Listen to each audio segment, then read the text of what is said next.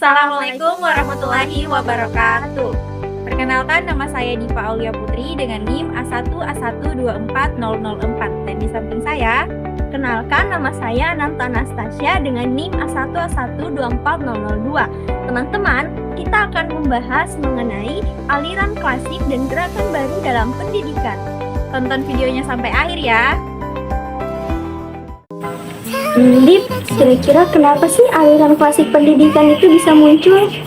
Nah, Nanta, jadi aliran klasik pendidikan muncul dikarenakan yang pertama, pendidikan dulunya hanyalah untuk orang kaya atau kaum bangsawan yang membuat rakyat miskin semakin tertinggal. Lalu yang kedua, pendidikan dulunya juga hanya terpusat pada guru dan sistem pembelajarannya membosankan. Jadi gitu asal-usul munculnya aliran klasik pendidikan. Kalau asal-usul gerakan pendidikan baru itu awal mulanya gimana sih? Nah, gini teman-teman, asal-usul munculnya gerakan baru pendidikan karena yang pertama, ternyata aliran klasik masih juga berpusat pada guru. Selain itu, para ahli menemukan bahwa ternyata siswa memiliki cara belajar yang berbeda-beda, serta gerakan baru pendidikan juga muncul karena berhubungan dengan pekerjaan yang ada di masa modern sekarang. Aliran klasik pendidikan itu ada berapa sih? Nah, teman-teman, aliran klasik pendidikan terbagi menjadi 4. Yang pertama ada aliran klasik tradisionalisme, yang kedua esensialisme, yang ketiga perennialisme, dan yang keempat ada rekonstruksianisme. Nah, Dip, kira-kira kamu tahu nggak apa sih aliran klasik tradisionalisme? Oke, jadi aliran tradisionalisme dikemukakan oleh Socrates pada tahun 470 sampai 399 sebelum Masehi. Pada masanya, pendidikan hanyalah hak istimewa bagi kaum bangsawan saja. Anak-anak dari keluarga miskin tidak punya kesempatan untuk belajar. Mereka hanya diajari pekerjaan orang tua secara turun-temurun. Seorang anak petani akan menjadi petani dan anak pengrajin akan menjadi pengrajin. Socrates memiliki pandangan yang berbeda. Dia percaya bahwa setiap manusia memiliki potensi yang tersembunyi yang bisa digali melalui proses berpikir. Nah, adapun perubahan nyata dari aliran klasik ini, yang pertama, memperkenalkan berpikir kritis ke seluruh dunia pendidikan. Yang kedua, mengubah cara manusia belajar yang dari hanya sekedar menerima menjadi mempertanyakan. Yang ketiga, mendorong demokrasi melalui kemampuan berpikir independen. Nah, jadi itu penjelasan dari aliran tradisionalisme. Nah, Ananta, kalau penjelasan dari esensialisme itu seperti apa sih? Jadi, aliran esensialisme dikemukakan oleh Aristoteles pada tahun 384 sampai dengan 322 sebelum Masehi. Pada masa Aristoteles, sistem pendidikan yang dijalankan itu tidak teratur atau tidak terstruktur, bahkan mulai dari informasi terkait pendidikan tersebut, dan sistem pembelajarannya juga masih belum jelas. Sehingga muncullah visi pendidikan Aristoteles, yaitu membuat pendidikan menjadi lebih terstruktur dan bisa memberikan keterampilan dasar yang sama untuk semua, di mana materi yang dijelaskan dimulai dari yang lebih mudah hingga ke yang sulit, seperti anak tangga, agar menjadi lebih terstruktur. Nah, selain itu, pembelajaran juga tidak hanya menggunakan metode ceramah, melainkan dengan melakukan percobaan, dan dari percobaan tersebut akan diambil sebuah kesimpulan, sehingga pembelajaran menjadi lebih beragam. Nah, itu dia di penjelasan mengenai aliran klasik esensialisme. Nah, Dip, kira-kira kalau aliran perennialisme itu seperti apa ya?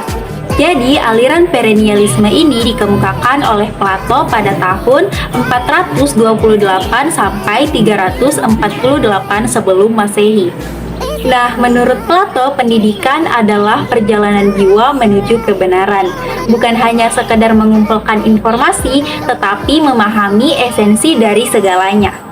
Nah, metode pendidikannya ini cukup unik karena yang pertama, menggunakan alegori dan metafora. Yang kedua, mendorong siswa untuk berpikir di luar yang tampak. Dan yang ketiga, mempertanyakan hakikat dari segala sesuatu.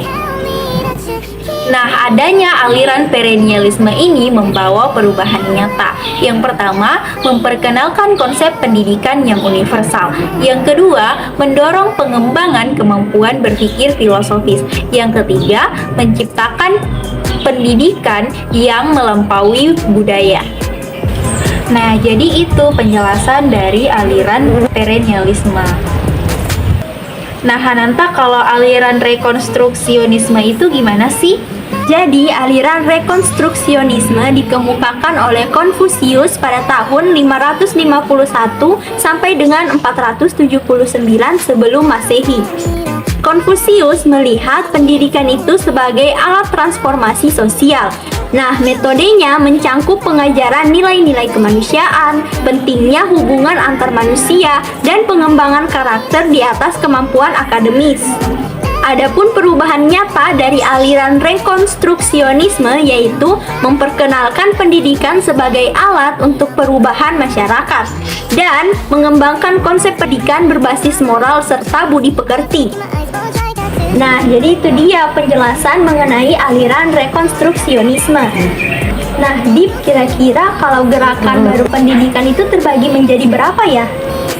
Oke, jadi gerakan baru itu terbagi menjadi 5. Yang pertama yang dikemukakan oleh John Dewey. Yang kedua yang dikemukakan oleh Maria Montessori.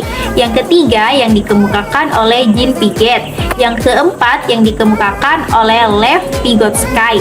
Yang kelima yang dikemukakan oleh Howard Gardner.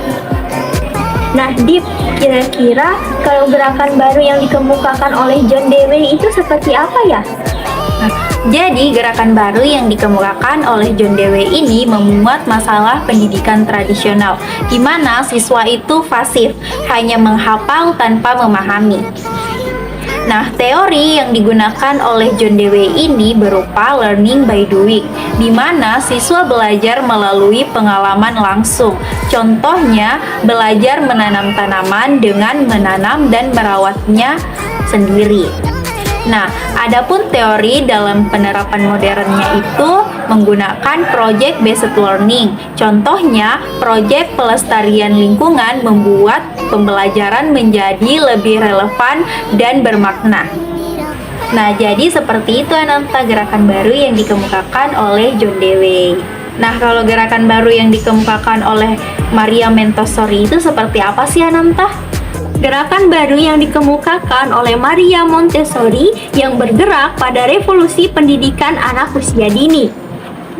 Dalam gerakan ini, Maria menemukan masalah bahwa pendidikan tradisional tidak memperhatikan periode sensitif anak, yaitu periode ketika anak telah mulai mudah untuk belajar sesuatu, yaitu tepatnya ketika anak berada pada pendidikan anak usia dini atau PAUD.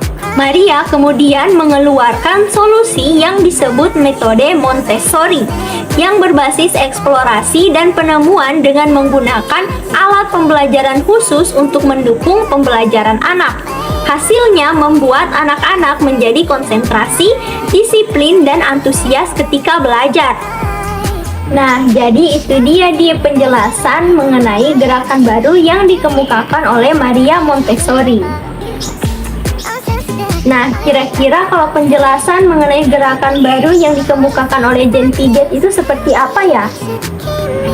Jadi, gerakan baru pendidikan yang dikemukakan oleh Jean Piaget ini mengidentifikasikan masalah pendidikan yang mengabaikan tahap perkembangan kognitif anak, yang mengakibatkan pembelajaran tidak efektif dan menimbulkan stres. Nah, adapun dampak dari gerakan baru pendidikan yang dikemukakan oleh Jean Piaget yaitu mempengaruhi pendidikan modern dengan kurikulum yang disesuaikan dengan tahap perkembangan anak dan pembelajaran berbasis eksplorasi. Nah, jadi seperti itu gerakan pendidikan baru yang dikemukakan oleh Jean Piaget. Nah, kalau gerakan baru pendidikan yang dikemukakan oleh Lev Vygotsky dan Howard Gardner itu seperti apa sih Ananta? Jadi, gerakan baru pendidikan yang dikemukakan oleh Lev Vygotsky bergerak pada teori sosiokultural. Lev awalnya prihatin dengan pembelajaran individual yang justru mengabaikan aspek sosial, di mana pembelajaran dulunya siswa itu secara individual tanpa adanya kerjasama. Namun menurut Lev Vygotsky, anak-anak belajar lebih baik melalui interaksi, terutama berinteraksi dengan ahlinya. Gerakan baru pendidikan yang dikemukakan oleh Howard Gardner mengenai kecerdasan yang beragam. Nah, konsep yang dikemukakan oleh Howard Gardner bermula dari adanya ketidakpuasannya mengenai pendidikan tradisional yang hanya mengukur kecerdasan berdasarkan IQ.